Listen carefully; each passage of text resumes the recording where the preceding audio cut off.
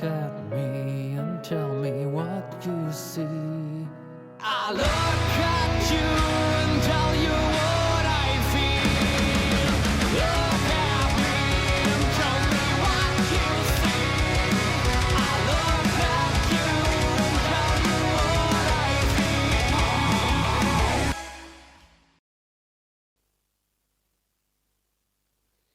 feel. Alright, let's do this.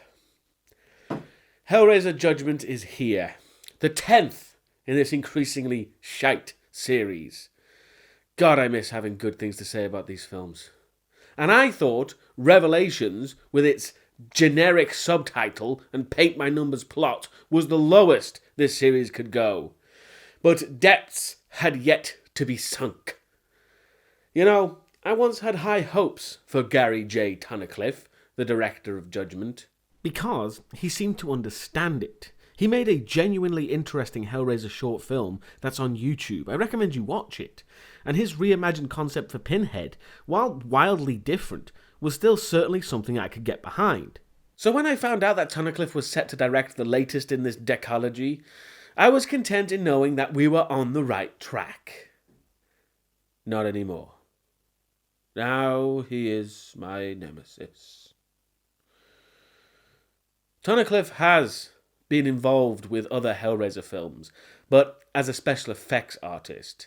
This is the first Hellraiser film he's directed, and I doubt a schlocky sci-fi film and two kids' fairy tales films are adequate experience. But hey, Dimension Films have no clue what they're doing, so I guess they wanted a director who is in the same boat they are.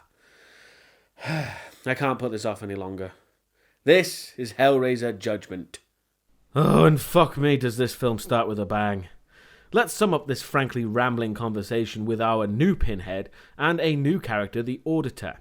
Pinhead tells him the box is obsolete and no longer needed because internet porn exists.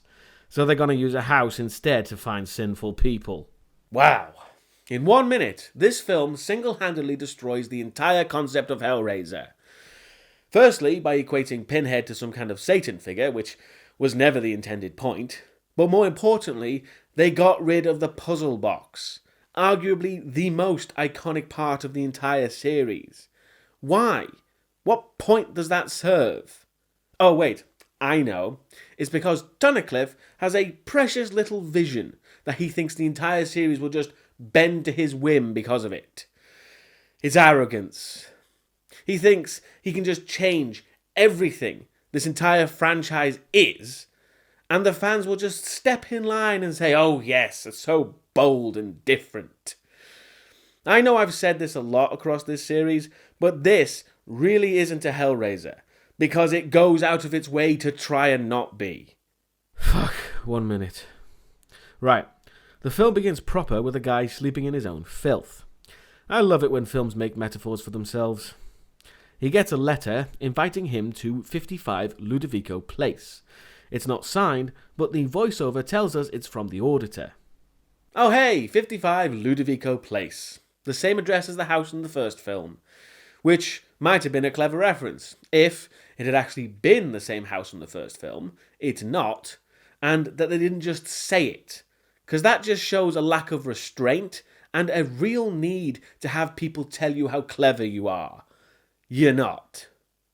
Anyway, the guy goes to the not at all obvious and creepy murder house, again showing Tunnicliffe misses the point of Hellraiser, because the box was the honey in the trap.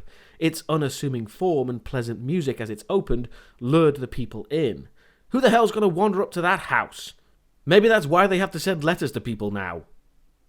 The door opens and the tune from the box is heard, putting the guy into a trance. Oh, let's have a reminder that this is a Hellraiser film, shall we? We have such sights to show you. Please, step inside. See, they have to do that, because, one, this film will be very difficult for people to identify when it inevitably shows up on late-night movie channels, and two, this film really doesn't have anything of its own to contribute, so we're just going to have to forgive it regurgitating old Hellraiser quotes. And man, is regurgitation an appropriate word to use right now. The guy is soon tied to a chair and brought to the Auditor, who tells him to remain calm, and if he complies, he'll receive a reward. Obviously, it's all bollocks. The auditor then shows his face, shocking the guy. Jesus Christ. Heavens, no. Same city, completely different zip code. Really? They're reusing jokes as well? Jesus Christ! Not quite. Just because you phrase it differently doesn't change the fact that it's the same frickin' joke. The auditor interviews the guy and records it with a typewriter that seems to be using the guy's blood as ink. Because why not make this whole thing a lot more complicated? Also, the guy is a pedophile and child murderer, so we won't give a shit what happens to him. The auditor gets the guy to reveal all the horrible shit he's done so he can write it down by threatening him with a straight razor. However, the auditor freely admits to knowing everything about him anyway, so this part isn't really necessary. But does at least increase the screen time. The next part of this ridiculous and convoluted process is the assessor will, I guess, assess the guy. Oh, I wonder what this guy's going to be like. Another horrible creature to add to this film's brand new set of... Oh, it's just a creepy guy. Well, I didn't think this film could disappoint any further, but here we are. We also see this entire process at the beginning of the film because I assume the film needs the audience to understand it straight away. Well, as best they can, because it's pretty much nonsensical. And let's be honest, we all remember when they showed the Cenobites taking Frank and going through the entire process with him, don't we? Oh wait, no, that didn't happen, because it wasn't necessary. Anyway. The assessor's job is to eat the paper the auditor wrote on, 'cause why the hell not? Also, it deliberately looks as disgusting and nauseating as possible, because gone is the sadomasochistic style of the original film, which in some ways could have been called erotic. Now it's just gross out shock, because that takes less skill. To continue with the disgust, the assessor then throws up into a funnel, which is connected to another room where the jury, consisting of faceless women with their tits out, because I'd expect nothing less than pointless nudity from this shit, eat the assessor's vomit. Which makes me wonder if this is more of a niche porn film than a horror film. But yeah, the jury proclaims the guy guilty. Which is something I could have fucking told them. And can I just ask, why is this load of bollocks easier than just find box, open box, done? What's the advantage exactly? It's not easier, and it's certainly not simpler, so what's the point? It's just Tunnicliffe thinking he's clever for coming up with this crap. Once given the verdict of guilty, the guy is taken to be cleaned, because that's really necessary in this kind of environment. But it does give the film a chance to add more tits to the film. Oh, and Pinhead's there, sitting on his arse doing fuck all. They need to shove him in there, otherwise, again, you might confuse it for a different film. It's then another new addition to the family shows up, the imaginatively named Butcher, who I prefer to call Babyface for obvious reasons. Also, the Auditor, the Assessor, the Butcher. It's like the frickin' Guardians of the Galaxy with this naming convention. But I guess you could say the first film wasn't great on names either, not really bothering with them. But there, you could argue that the lack of names added to the mystery and otherworldliness. But it turns out that the Butcher might be quite the misnomer, as he doesn't bloody do anything. He's just there to carry around this guy, who I think has the name like the Surgeon or something like that, but I just end up calling him Psycho Mantis, again for obvious reasons. He then proceeds to cut the guy's skin off, and then tits get hosed with blood. Another decent metaphor. I have several questions. Like, how did that guy's skin come off in one go when the kind of movement Psycho Mantis was making made that almost impossible? But also, something I find quite baffling is, why does the jury have black underwear on? Why would they bother exactly? What that says to me is, without the underwear, it would be less sexy, as counterintuitive as that sounds. If they were naked, they would be laid out, nothing to hide. It's raw, it's primal, it's erotic, but not sexy. Proving that this is less about horrifying and more about titillating. Now, some people will say, well, duh. But that misses the point. Because eroticism is just as key to Hellraiser as gore is. So, taking that away shows that the filmmakers don't understand the source material. Because they turned it into this sad little titty peep show, which is pathetic. It's then we get the opening credits, which is pretty much a rip-off of the intro to 7. Seriously, David Fincher needs to get royalties for the amount of times I've seen this shit done. Oh, and yeah, Heather Langenkamp is in this. I'll be getting back to that huge, steaming pile of bullshit a bit later on. Let's hopefully start some kind of plot, shall we? Although I'm not holding my breath. We're introduced to a stereotypical socialite woman who gets home drunk to an apartment filled with candles. The woman thinks it's some fuck buddy having fun, but then she notices the lights don't work and her beloved dog is missing. She's eventually smacked in the face by an intruder who wants to make an example of her. Oh yeah, and you thought it was just the credits that were ripping off Seven. Oh no. We got a whole other hour of this shit. It's Seven meets Hellraiser. Strap in. At least Spacey ain't here to make it truly horrific. We finally meet our main characters. Jason Statham and Jason Bateman. Cops and brothers Sean and David Carter. Sean is the grizzled one, who's not particularly talkative either when his brother makes small talk. He does compare the current victim to the book A Tale of Two Cities, though. Personally, I don't see where he gets that from. His brother makes a comment about no one reading that shit anymore, his quote, to which Sean says, "It's the most popular fictional book on the planet." That dialogue is to show how well read the guy is, but it doesn't really work considering he's wrong. Tale of Two Cities is not the most popular book. Don Quixote is. So the whole thing was pointless. Anyway, let's get to the crime scene already. And yeah, she's killed in a grisly tableau a la Seven. No surprises here. Also, where the hell is everyone?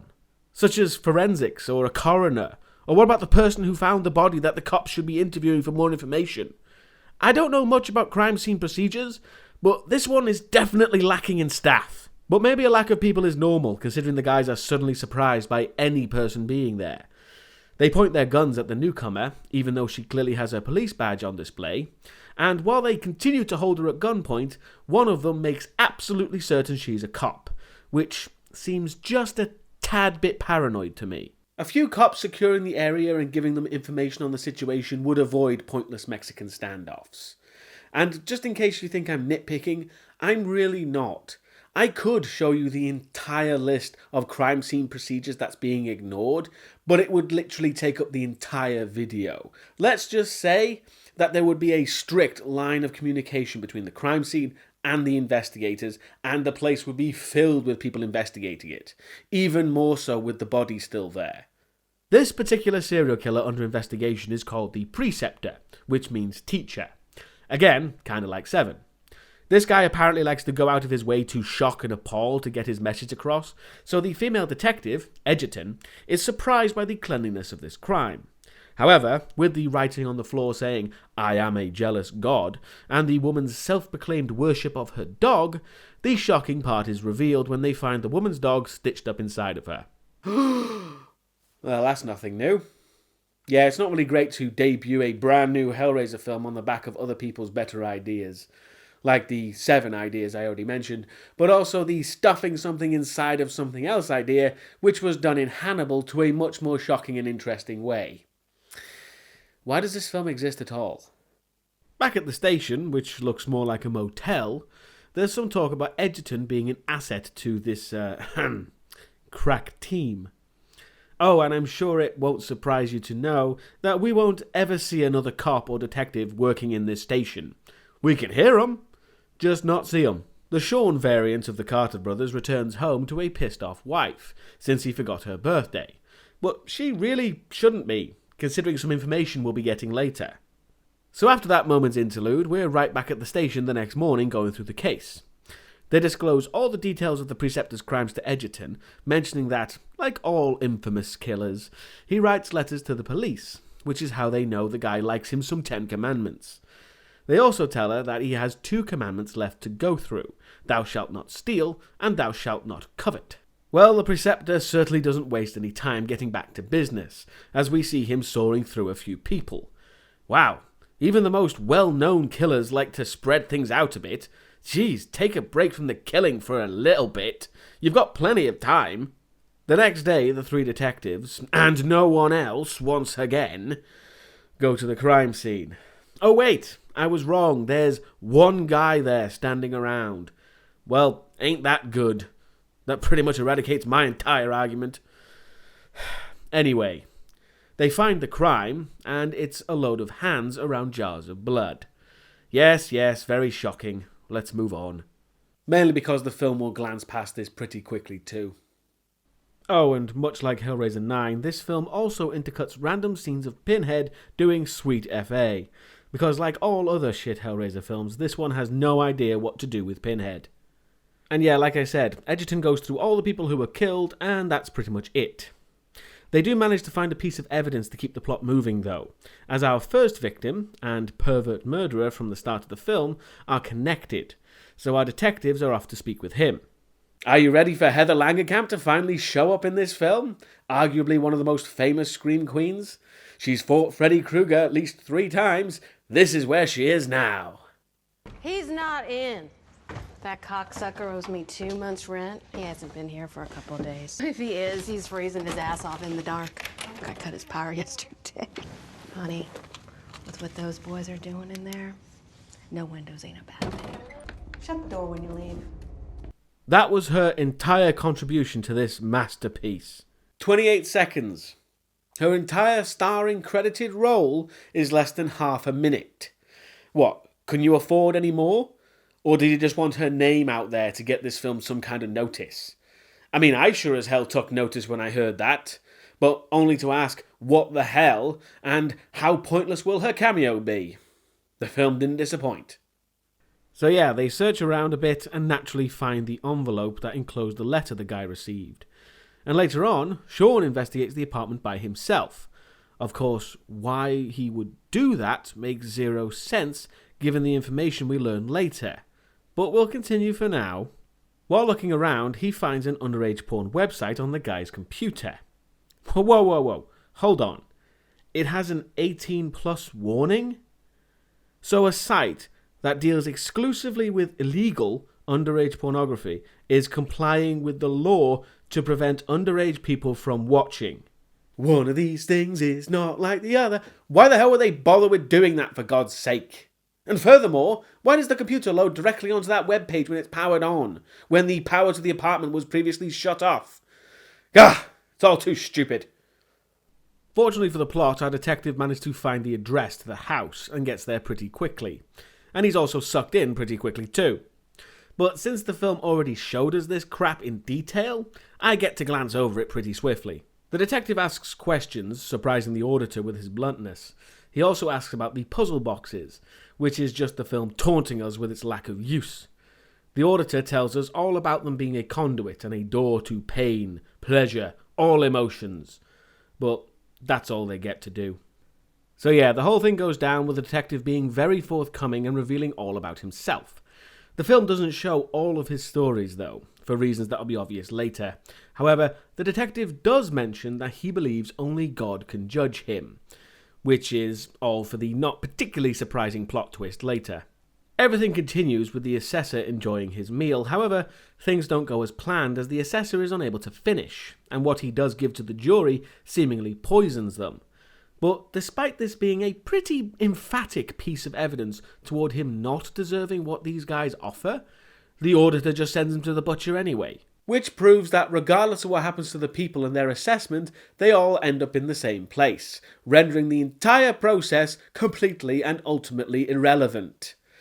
Oh, and before you say it, yes, I haven't seen an innocence plea, so I can't tell if what I just said is actually true. However, I'm not in the business of doing the writer's job for them.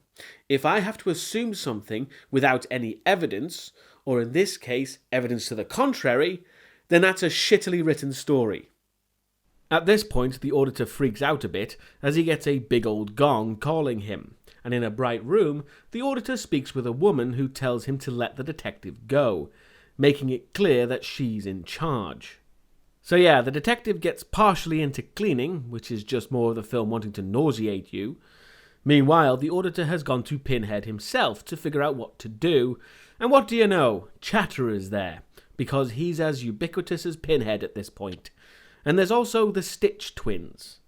Meaning the only Cenobites in this film are either not Cenobites at all, or just reused old Cenobites from the previous films with little variation. and people honestly think this is some kind of return to form for Hellraiser? My arse! They couldn't even be bothered to reinvent something they already had the prosthetics for. This was a real chance to show some kind of innovation here. It doesn't surprise me they chose the easy way out. The auditor tells Pinhead about the guy, and Pinhead is intrigued, even tasting the pages himself. Take. Eat this in remembrance of my body. Oh, come on, he's quoting himself now. Give me a break. Our detective manages to escape, and he even takes one of the puzzle boxes, but Pinhead's confident he'll return. Yes, anything as long as he doesn't have to do something. The butt groove in his concrete throne is getting lonely. Sean is pretty freaked out, understandably, so he meets up with his brother and then goes straight back to the house. Hey, what do you know, Pinhead was right. However, when they get inside, it's just a plain old dilapidated building, spooking the guy even further. But they both go home without incident. While Sean drinks, he looks at the puzzle box. It should be noted that it's not the Lament configuration. Like that matters. Who the fuck cares anymore? And that night, while trying to sleep, Sean has a nightmare of the actual Cenobites pouring something boiling in his eyes. Which I find funny, because the film cuts away from that one. Yeah, the shitty non-Cenobites had the entire first 10 minutes of the film for their crap. It really does feel like this film is deliberately excising anything remotely Hellraiser. And after the horrific nightmare, there's a random minor sex scene. But he just sees the Stitch twins again and freaks out some more, running off. He's decided to wander the streets drunk off his ass, and that's where he encounters a skinless guy and more scantily clad ladies, being beaten into unconsciousness. Who are they? Where do they come from? What was the point of that? Moving on. The next day, the other Carter talks with Edgerton, and they both have worries about Sean. Edgerton reveals she's there to investigate his brother as well as the case, and that's when Sean's wife calls him to bring Sean home. Once he does, he tells Sean that no one is judging him, to which he makes sure and hammers home the point that God is the only one who can judge him. Once Sean leaves, his brother finds a copy of A Tale of Two Cities with it highlighted, as he gives us his best suspicious face.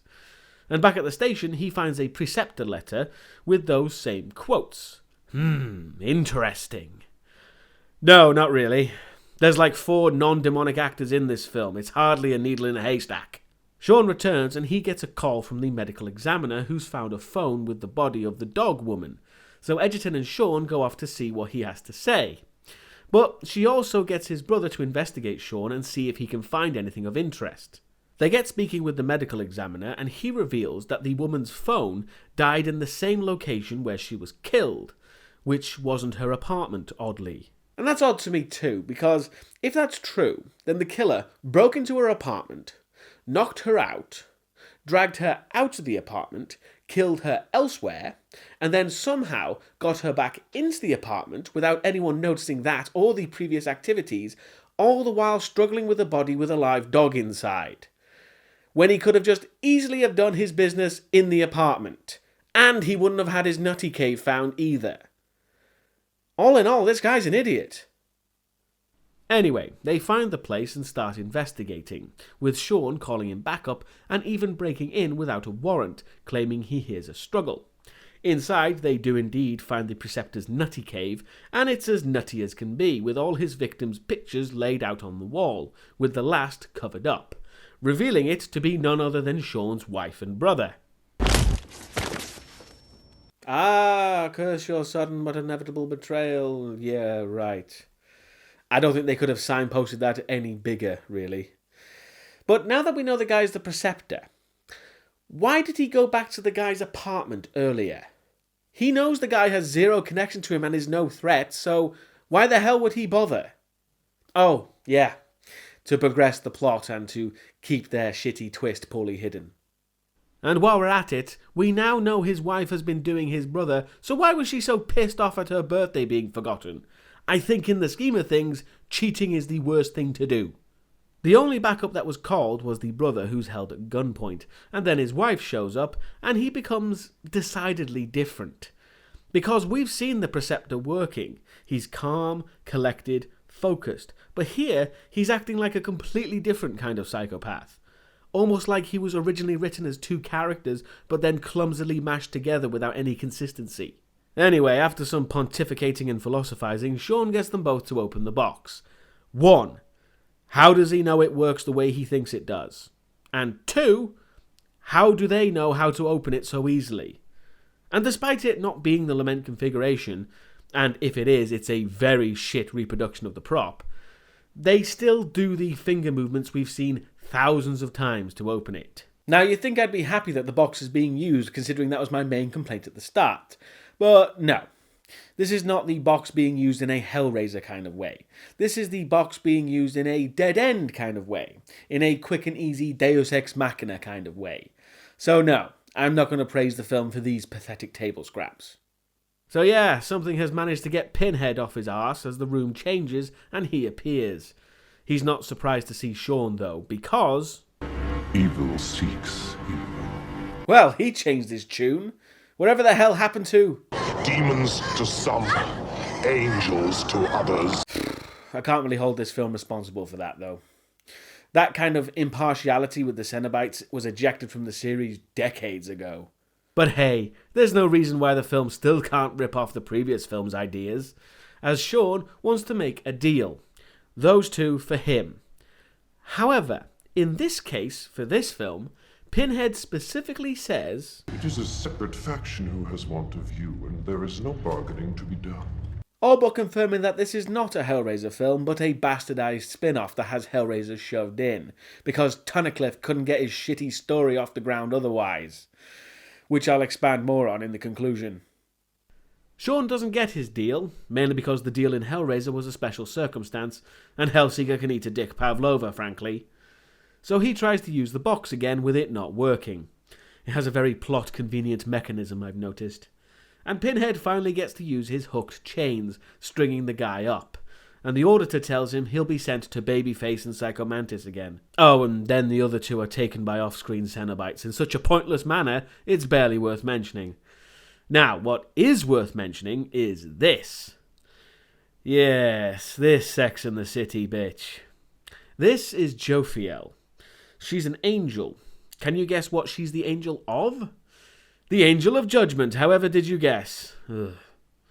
And yeah, I've no idea why she looks like she stepped off the set of a Sex and the City movie, but it's really jarring and out of place. Come to think of it, given Tunnicliffe's inclination to redesign the entire franchise for his little pet project, why didn't he come up with some badass angel design? Now that would be something cool to see. But no, didn't even bother. I'm not even surprised anymore. So here comes the kicker. Jophiel doesn't want Sean dead or punished. She wants him killing, maiming and torturing, because that somehow brings people closer to religion. Which, I don't know if it's intended, but definitely sounds like an extremist ideology. She considers all those the Preceptor has killed as acceptable losses too. Hey, filmmakers, I don't mean to burst your bubble here, but this is just Gabriel from the Constantine film. Without any of the nuance or originality, of course. Jophiel wants Pinhead to send the guy back, but it looks like he's had enough of being Sarah Jessica Parker's bitch. So he does as she asks, but unfortunately for the Preceptor, Edgerton has woken up and quite quickly guns him down. And of course, Jophiel is pretty pissed off at Pinhead's defiance, telling him he'll suffer for what he's done. But of course, being this Pinhead, he first quotes himself again. How dare you use such a word? But then quite boldly states that there's no suffering he can't endure, and he welcomes it all. Oh yes. Please remember he said that. Pinhead then strings up Jophiel and sticks pins in her face, I guess to mock the crown of thorns. And then everyone just starts throwing out the quotes. First with, Are you the way? And as she gets the full Frank treatment, there's only one quote left to rip off. Jesus. Now that codifies the arrogance of this film. That they think they can take one of the most iconic moments of the entire franchise and just do it again without any care. Not even understanding why that moment was so great in the first place. Yeah, fuck you. Can't you come up with anything original? Jesus wept indeed. Jophiel is then torn apart, but she's an angel, so I hardly think it matters. The Auditor expresses his concerns, but Pinhead quite plainly says he has nothing to fear. Perhaps there is a torture we cannot endure. Banishment. That face, right there. That is the face of a guy who knows he's fucked up.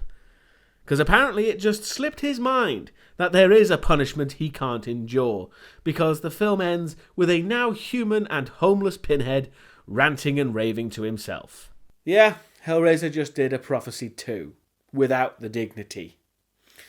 Also, how much faith must Tunnicliffe have had in his reimagined Pinhead if he's just going to cast him aside at the end of the film? But that all just adds to the idea that Tunnicliffe wanted to start his own franchise. He just needed to step on Hellraiser to make it happen. And that idea is made even more plausible when we get an after-credits scene of German Mormons going to the new house, being invited in by the Auditor. So that's nice. But with any luck, we won't get any more of this shite for a good long while. So that was Hellraiser Judgement. And I'm not really sure what else I can say that I haven't already covered. Well, let's just finish that thought I was just having. This is not a Hellraiser film. The film itself states that quite clearly. It's a shitty spin-off. But not content to just piggyback off the franchise, it wants to completely demolish and reinvent it too. And I'll admit the series needs a damn good kick up the arse, but this is not how you do it. Revelations was a crap paint-by-numbers affair. However, this is far worse, because it thinks it's deserving of higher accolades rather than just being another sequel. I have nothing good to say about this film. Oh wait, the guy playing Pinhead was better than the last one. I'll throw you that bone. Everything else, though, is just wrong on every level. Can someone please just give the reins back to Clive Barker? I don't care if it's a remake or not. Just give me something that's better than this self-important, lacking in originality, completely missing the point, tired, repetitious, rip-off, spin-off shite. Well, I think that safely got rid of all my bile for this film. So I think we'll have a change of pace for next time. Something that's a lot better than this, and something that doesn't take itself too seriously either. Hello everyone, this is a quick update on my review because this video was uploaded and all set to be released when some more information came to light that I just couldn't resist including. Because, you know my theory about this film not being a Hellraiser film and Tunnicliffe was just stepping on the franchise's throat to get his own story out there? Well, turns out that's not a theory at all. As friend and frequent collaborator to the channel, Pyramid Head directed me to this.